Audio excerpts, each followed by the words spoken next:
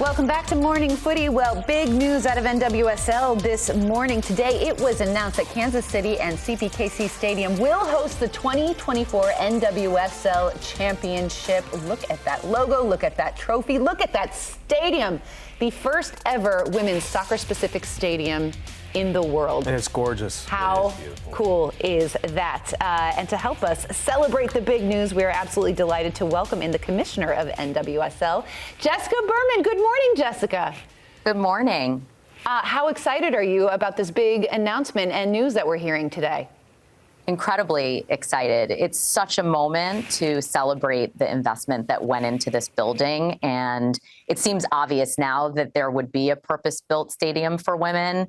But when Chris and Angie Long imagined this, it was a pretty crazy idea, and they got it done in record time, and it is beautiful.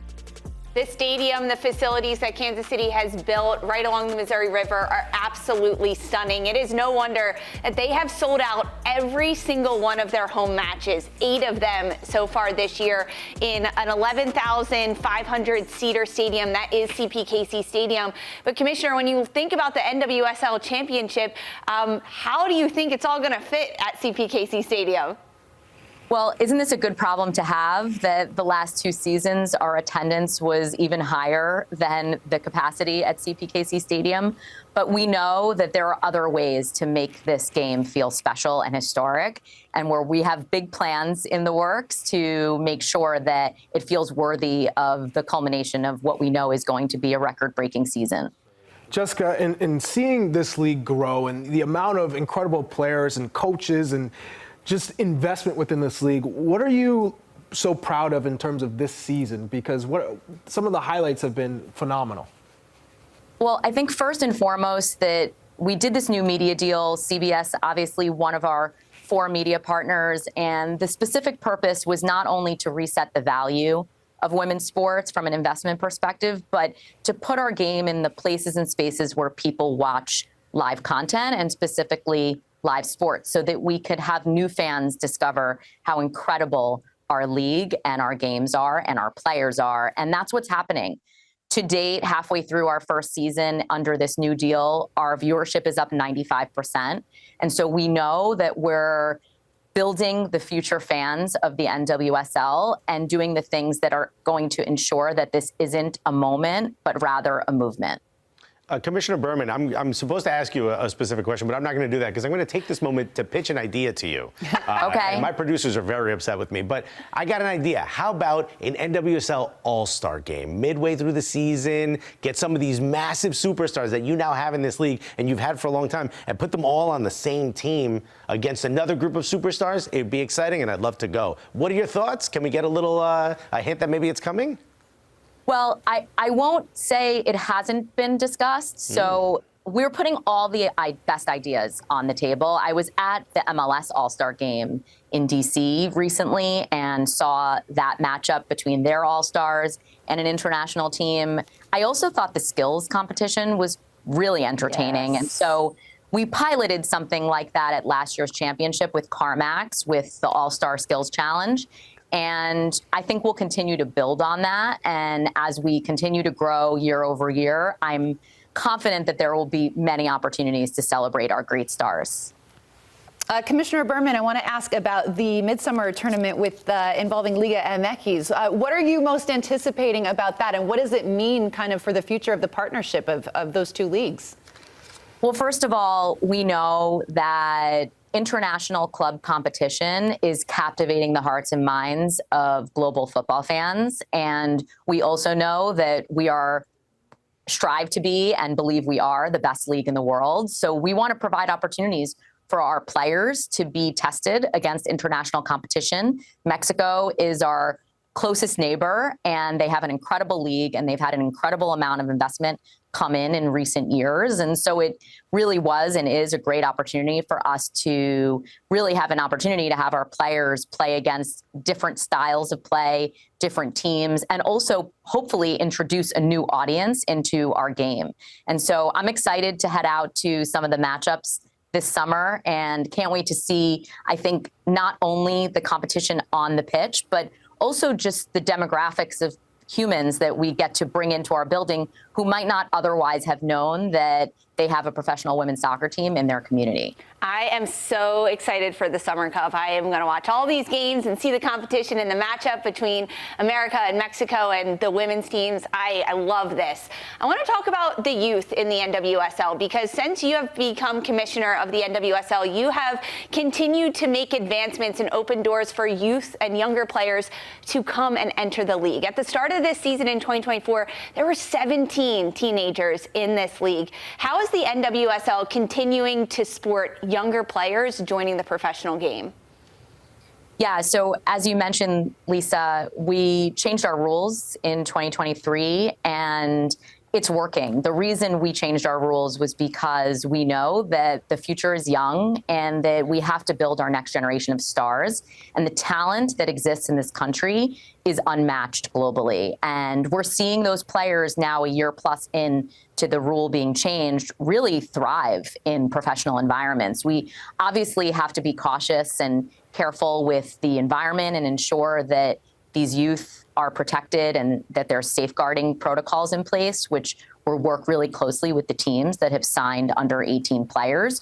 But I think a good example is Jaden Shaw, who was the second under 18 player signed into the NWSL and came in when we first changed the rule. And now she's going to be competing with the U.S. women's national team in Paris in the Olympics. And she was able to really develop and grow in our game and was able to show that she could compete at the highest level on our pitch with and against some of the best players in the world. Commissioner Berman, it's incredible what you've done so far in giving that opportunity for younger players, but also in growing the game, expanding the game in different cities. I love the fact that Boston's coming into play in a few years. What's the plan for expansion for you long term? It's 16? Do you have one in mind? Well, I can't break news today, otherwise I may lose my job. But we are running a process, and I am proud to say that it is extremely competitive. We have multiple bidders who are interested in the next expansion team. And our geographic footprint in the U.S., which is an extremely expansive country, is really small right now. Although we, I believe, are the biggest league in the world, meaning the number of teams that compete in our league, we're still small relative to the size of our country, and of course, small relative to the size of the men's leagues, which are upwards of 30 teams. And so there are a lot of markets that we believe can support a National Women's Soccer League team. And we're excited to find not only the right market, but the right owner and the right facilities. All three of those things have to be right for this to be a decision that we feel confident making for 2026. And we're deep in the process doing multiple mutual due diligence with these groups and are excited for what will be, we hope, a very positive announcement later this year. Oh, later this year. Couldn't have been today. Later this year. Okay. Not today. Not today. How about now? No, it's not going to be now. Okay. All right, just checking. I know you want me to keep my job. Yes, of course, Commish. Can I call you Commish? You can. Nice. I want to ask about the expanding, world of women's football that we're seeing. Europe, it's so much higher attendance, so many more players coming through, competition coming in from the Champions League over in Europe, some of those players and coaches making their way to America. Even just in America, there's now a second first division league. The expansion of the world of women's football in this country in particular, another league starting up. How do you see that? Do you see that as competition? Do you see that as part of the growing of the women's game? Well, I think generally when we look across the global ecosystem of women's soccer, there is a rising tide, and it is lifting all boats. To the extent there are naysayers or people who think that this is a one-off moment of success, or it's episodic, or maybe this is a moment and it may not be sustainable. In fact, we know, because we are not the only league that is growing and experiencing incredible success, that this is a movement and that it is sustainable and that the movement is just getting started. And so we view all of these investments that are happening around the game and success stories as an opportunity to celebrate the future of this game and to ensure that everybody is reinforced in the belief that this game is here to stay and that we believe that there's incredible growth in front of us. So much to celebrate this year already in the NWSL. I get the privilege and the pleasure of chatting about NWSL players every single week. The superstars, Barbara Banda, the internationals that have come in. But I want to know from you, Commissioner Berman, which players have impressed you that you've been watching this season? Well, you know I'm not allowed to pick favorites, either teams or specific players, but I will say I've been paying specific attention to two factions in the league. One we already talked about, which is the youth. Because it is such a new influx of youth talent, I'm paying attention to the way that those young players integrate into their teams and how they perform when they have an opportunity to play. And again, been extremely impressed and surprised at their poise and maturity. I have two kids that are 13 and 16, and the thought of them competing in a National Women's Soccer League or a professional league is really hard to even imagine, because these players are so poised for their professional careers and are really ready for this moment. The second cohort I'm paying attention to, as you mentioned, are the international players that have come into this league. This most recent transfer window, which was in January, we brought in, I believe it was 24 players into the league, and they were top players in the world. Watching the way that they've been able to integrate into our systems, but also stand out. And you look at the leading scorers for the season to date, halfway through our season, and you see some of those players rising to the top. And I think that bodes well for other players internationally who are thinking about maybe NWSL as a destination and a place where they can shine and grow and develop. And we're excited about continuing to see those players succeed in our league. Well, Commissioner, you've been in this role since 2022. You've done a phenomenal job. And I'm just curious, what is your favorite part of being commissioner? You know, I think about this a lot because I have so much gratitude. I dreamed of a day where I could be in a position to use sport as a platform to infuse positive change into society and communities. And I can't think of a better place or league for that to be happening than the NWSL at this moment in time. I think when I think about it in this moment, I think there's two things that come to mind.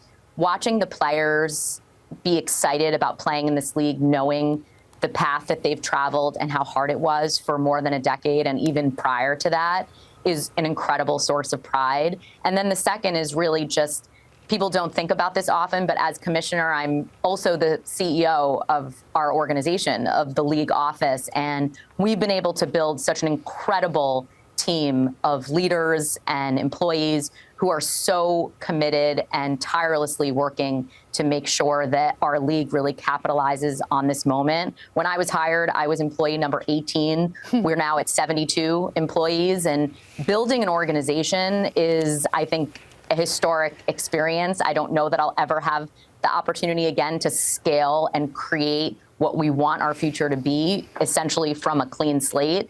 And that has been incredibly gratifying. Amazing stuff. Commissioner, thank you so much for taking the time to join us today to celebrate the big news. Continued success from now the rest of the season and all the way forward.